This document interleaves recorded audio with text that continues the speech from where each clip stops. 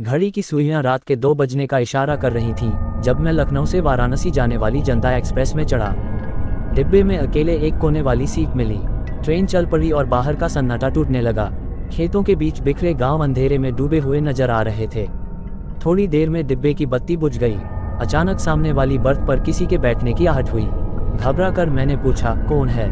यात्रा कर रहा हूँ, एक बूढ़े आदमी की धीमी आवाज आई। कुछ नहीं देख पा रहा था, लेकिन आवाज कमजोर और थकी हुई थी। थोड़ी देर बातचीत करने के बाद पता चला कि वह काशी जा रहा है। रात कटने का नाम नहीं ले रही थी। डिब्बे में सिर्फ हम दोनों थे और सन्नाटा काफी डरावना लग रहा था। तभी बूढ़े आदमी ने बात शुरू की। वो कहने लगा, ये ट्रेन हर रात एक सुनसान स्टेशन से गुजरती है। वहां कभी कोई नहीं उतरता, न ही चढ़ता है। उसकी बातों से मेरी रीढ़ में सिहरन दौड़ गई। मैंने पूछा, कौन सा स्टेशन? उसे कोई नहीं जानता, उसने कानाफूसी में जवाब दिया। वहां अजीब सी सन्नाटा छाया रहता है। कुछ देर बाद ट्रेन की रफ्तार धीमी हो गई।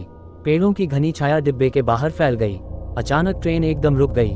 घबराहट में मैंने झांक कर देखा। सामने एक सुनसान प्लेटफॉर्म था जिस पर टूटी फूटी स्टेशन की इमारत खड़ी थी। ये वही स्टेशन है, बूढ़े आदमी ने फुसफुसाते हुए कहा। स्टेशन पर एक अजीब सी रोशनी फैली हुई थी। ना तो दीपक जल रहे थे और ना ही बिजली का झिलमिलाहट। एकदम सन्नाटा था। हवा में सिर्फ पेड़ों के सरसराहट की आवाज गूंज रही थी। तभी सामने से एक सफेद साया नजर आया। एक औरत दूर से आती हुई दिखाई दी। उसकी साड़ी फटी हुई थी और लंबे बाल बिखरे हुए थे। वो धीरे धीरे हमारी डिब्बे की तरफ बढ़ रही थी। डर के मारे मैं अपनी सीट पर सिकुड़ गया। बूढ़े आदमी ने मेरा हाथ पकड़ा और कहा, हिलना मत, उसे देखना मत। औरत डिब्बे के पास आकर रुक गई। उसके चेहरे पर कोई आंख, नाक या मुंह नहीं था, बस एक खाली जगह थी। वो खिड़की से डिब्बे के अंदर झांकने लगी। कुछ देर घूरने के बाद वो धीरे धीरे पीछे हटने लगी और स्टेशन के अंधेरे में गायब हो गई। ट्रेन ने एक झटके के साथ फिर से रफ्तार पकड़ ली। थोड़ी देर बाद बूढ़े आदमी ने मेरा हाथ छोड़ा।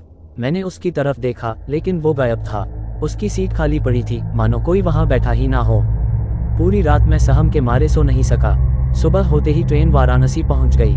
मैं डिब्बे से बाहर भागा और पीछे मुड़कर भी नहीं देखा। आज तक मुझे नहीं पता वो बूढ़ा आदमी कौन था या वो औरत क्या चाहती थी। लेकिन ये बात पक्की है कि उस रात काशी जाने वाली जनता एक्सप्रेस में जो कुछ हुआ वो मैं कभी नहीं भूल पाऊंगा।